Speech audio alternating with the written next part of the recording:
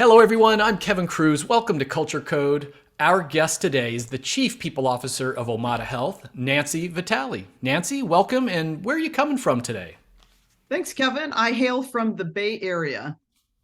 I'm happy. Now, normally I'm from the beautiful city of Philadelphia, but I'm sitting in San Jose, California. So we might be sort of neighbors for this call. Exactly.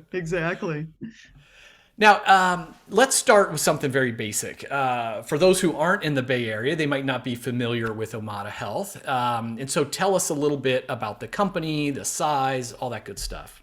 Absolutely. So we have about 720 employees that are located across the entire US.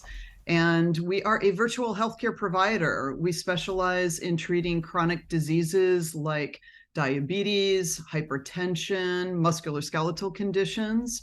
And our care approach is really grounded in behavior science. And it's enabled by both a human-led care team as well as a technology platform that supports our members' daily needs. So tell us a little bit more about that, because and let's even assume we have listeners from outside the United States who aren't familiar with our healthcare system. So you're providing care, but it's remote. It's all virtual. Is that correct?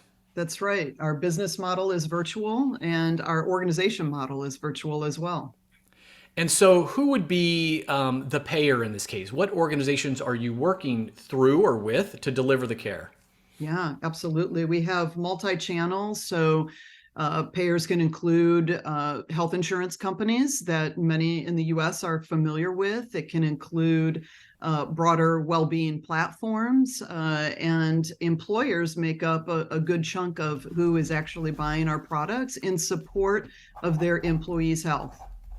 That's great.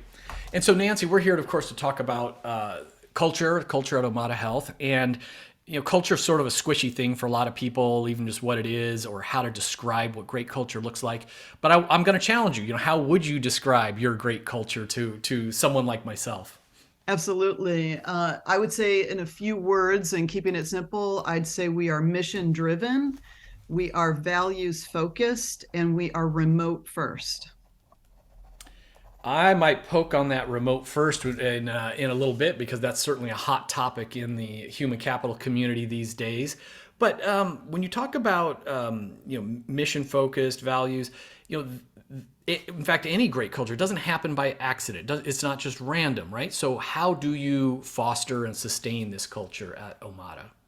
Yeah, absolutely. There's a number of different things we do. We've been around for over 12 years.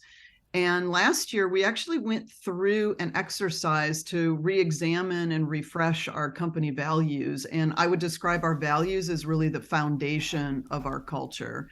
And we have been focused on integrating and embedding those values and the related behaviors into our daily processes and our practices over the last 18 months or so. And I'll give you a couple examples, Kevin. One is our performance review discussions and our performance review process. There is an explicit discussion of values and related behaviors that are lived strengths and also values that might need attention in order for an employee to maximize their impact. So an employee will self-assess a value that's a strength and a value that might need a little bit of work from their perspective. And a manager will also discuss with that employee their perspective on strengths and opportunities on values and behaviors.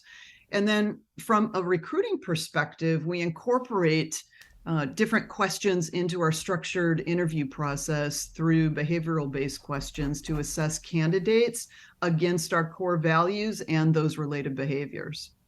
So, Nancy, just give us a couple examples. What's one or two of the values that you have? Yeah, start with trust is our first and foremost value. Seek context is another key value.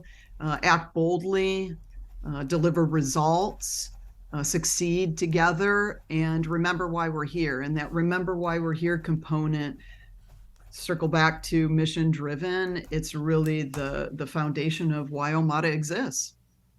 And you said that this actually was, I find this fascinating. Because so, just back to the point of great culture isn't accidental. And so, you had a process. You said about 18 months ago it started to sort of refine or redefine the values and roll them out. Can you tell me a little bit more about how that, what did that process look like? Yeah, absolutely. It actually started before I joined Omada. I joined in January of 2022.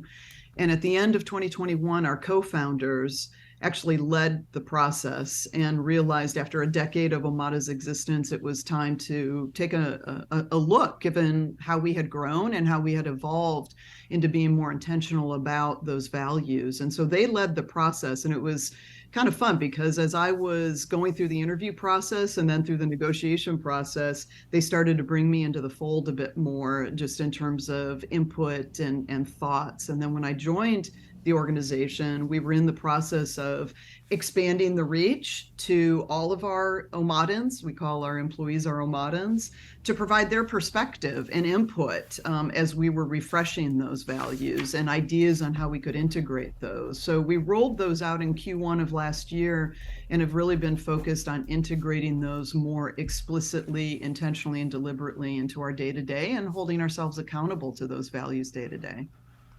It's great. And Nancy, listeners of Culture Code know that I love it when someone I'm interviewing reveals what they call each other, Omadans, right? I feel like it's almost a universal law or an actual law that great culture has to have a word for each other. The Omadans, I love it. You got to it very early in the interview. Now, I'm especially interested in this next topic because I believe, well, we know from data that 70% of employee engagement or the variance in engagement has to do with who our manager is. So we can work for a great CEO, a great company, but if we have a bad boss, it's not going to be so good. I interview a lot of people who they're in companies that have 10,000 employees, 50,000 employees, 500,000 employees even. And so they've got a whole teams of people doing that manager training, doing that leader support. You're a smaller organization. I imagine you don't have the luxury of a lot of resources for this area. So knowing that frontline managers are critical, what are you doing to support them? Absolutely. Well, let me start by just reiterating why this is so important. One of the things that we track for Omada as a whole is manager net promoter score. And we measure that by the answer to the question, how likely are you to recommend your manager to a colleague or someone they should work for in the future?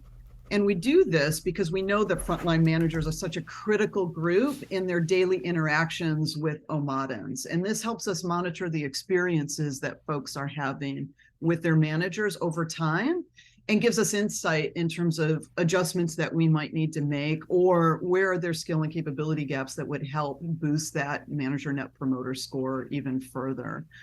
So we do have a team of 2 dedicated individuals to learning and development and organizational effectiveness. And what we've been doing in the last year, actually, we just launched a new program for managers and senior managers called Management Development Experience, or MDE for short. And in this program, we leverage an external platform that provides an array of courses and content that we can readily curate. And then that content is aimed at developing certain targeted skills and capabilities of our leaders. And then we supplement these courses through a series of what we call learning cafes, where we bring our managers together to share insights, to discuss their learnings, and to enable pull-through actions in a more intimate, peer-to-peer, smaller group setting. And we're seeing great feedback from the participants on this so far, but it's early days. We literally just launched it this year. So we'll do an assessment at year end and then see how we can take that further and make improvements going forward. When you talk about the learning cafes, and I know you're virtual first, so are these 1 hour Zoom sessions, 2 hour Zoom sessions? Do they happen once a month, once a quarter? Tell me a little bit more about them. Yeah, they can range 45 minutes to 90 minutes. They're facilitated by our head of learning and development, and they will focus on a particular topic. So if we were focused on, say, financial management in a given month, The managers will then come together in smaller groups of up to maybe 20, 25 max, and just have a discussion. And then we'll send people in breakouts in Zoom to have, 4 or 5 folks talking more explicitly about their learnings and insights, and then come back and share out. So it's really the value of the learning cafes that solidifies those insights and can be applied to how folks operate in the day-to-day. Content is easily curatable. It's really how do we pull that through in terms of behavior change and knowledge application of the folks that are going to make a meaningful difference day to day. I love that focus on, how do you defeat the knowing doing gap without that attention on the pull through strategies. So much of the L&D work can be lost. And for our listeners, I want to go back and just highlight something that's so important. So, Nancy, you talked about the net promoter score for your manager. And so I'm sure many of our listeners are familiar with the idea of an ENPS, an employee NPS, which is a good question to single simple question for engagement for a company. So this idea is taking the same idea, but you're not evaluating the company, you're evaluating your direct manager.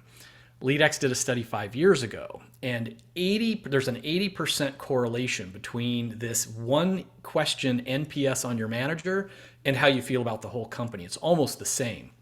And I think it's so underutilized. It's basically a simple manager effectiveness question that reveals so much about the health of the team, which leaders are great leaders who can be mentors and for others, and which leaders maybe need a little extra assistance. And it's how often do you gather that data, Nancy?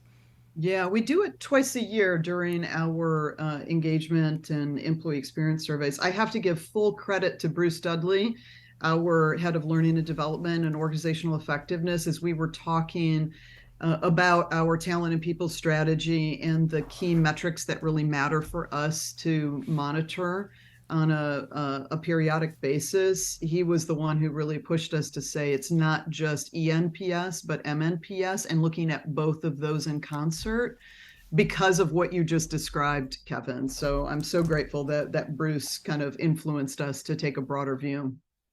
Sounds like Bruce and I should have a beer or a coffee at some point because we would really 100%. geek out on this stuff. Absolutely. I look forward to that someday, Bruce. So, Nancy, you've covered a lot of stuff from MNPS to the learning cafes to how the organization relaunched values. But is there any one of those initiatives or another initiative that you're most proud of or you just want to put a spotlight on for us today? Yeah, absolutely. I mean, I definitely underscore the company values work that we've been focused on over the last 18 months. And I'm really proud because it was led by our co-founders, not the people and culture or HR team. We certainly were like key supporters of it, key shepherds, key facilitators. But it was really a broad organizational effort where everybody's voice could be incorporated into that. So I definitely highlight that. And I'd attach it to maybe a particular result that I'm proud of this year, which is our certification as a great place to work. And I think that's a testament to how our Omadans feel about Omada's culture and their employee experience overall. What's especially impressive about that achievement, congratulations, is that it comes from an outside organization getting that data from your internal employees. So, I mean, it's the ultimate thing where it's your own colleagues that are rating you, and it's an outside organization certifying it, the confidentiality and everything else. So that is a high honor. Now, Nancy, this is as you know, a short format podcast. We move pretty fast, so we only have a few minutes left. But I want to hit you with maybe a few more questions. This is just a fun one. Let's say you could send out a book to every Omadan, and they were guaranteed to read it. And maybe it's not a book; it could be a movie, a podcast, something else. What would you send everyone? Yeah, one of my recent favorites is Irresistible by Josh Bersin. Josh is a thought leader and world-renowned HR industry analyst, and his book is based on his decades of organizational research and frames the key things that the world's most enduring employee focused organizations do differently. And Omada is a young company. We've only been around, for over 12 years, but our ambition is to be a long enduring company. And I think for all of us, and particularly our leaders, some of these concepts really align with some of our philosophy. Things like coach, not boss, as we think about the role of the manager, or culture, not rules. You might get a kick out of that one, Kevin, given your book, Great Leaders Have No Rules. So I had to put a plug in for that one. You'll get extra social media support on this interview just because you worked in a plug for my book. but that's right. I mean, and I appreciate you, because that's the people misconstrue that book because of the title. But that's really managers who lead by rules. That's lazy leadership. It's much harder but more beneficial to have a co-created culture. That's guardrails, which is what that point is all about. So tell me, what is something that you know now that you maybe wish you knew on day one when you became chief people officer, or just, write a letter to your younger self? What advice might you give? Absolutely. So I became a chief people officer back in my days when I was at Genentech. And I think, it's a reminder of a couple different things. One is having a clear vision and strategy for talent and people that's integrated into your company's business strategy, that doesn't sit off the side of the desk, and ideally co-create that with your team and with the leaders.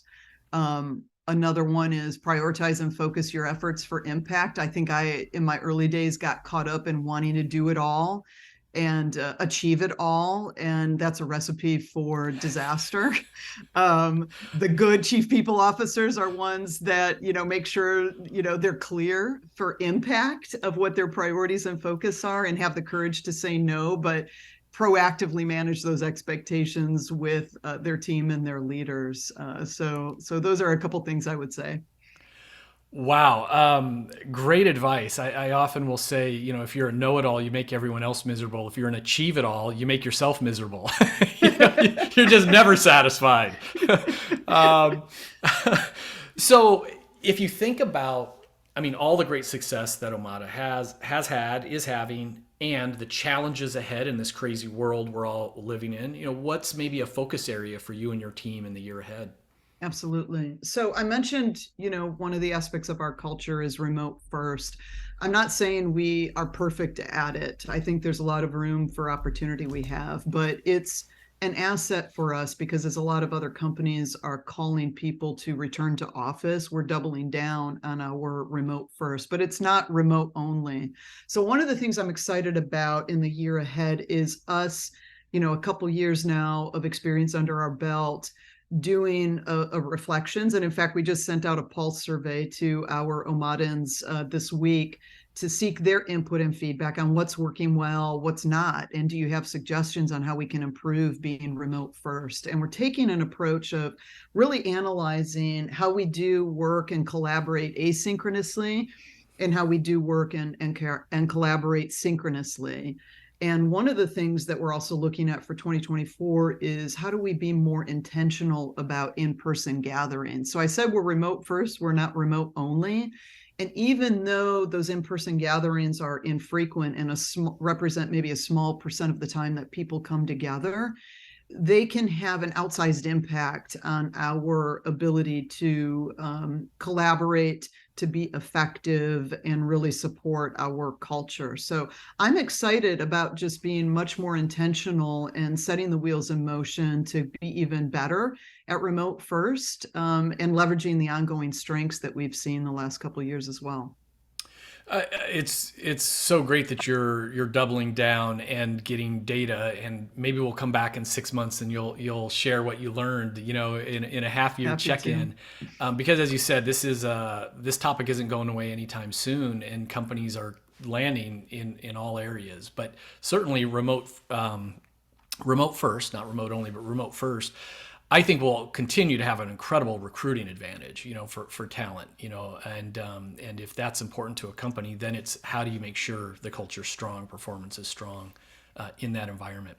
So last question, what's, a lot going on. What's exciting you the most about Omada Health right now? Yeah, one of the things that I'm excited about is we have some customer deals in the works actually that are going to significantly expand our reach. And that for us translates into more members that we can support on our mission to improve health.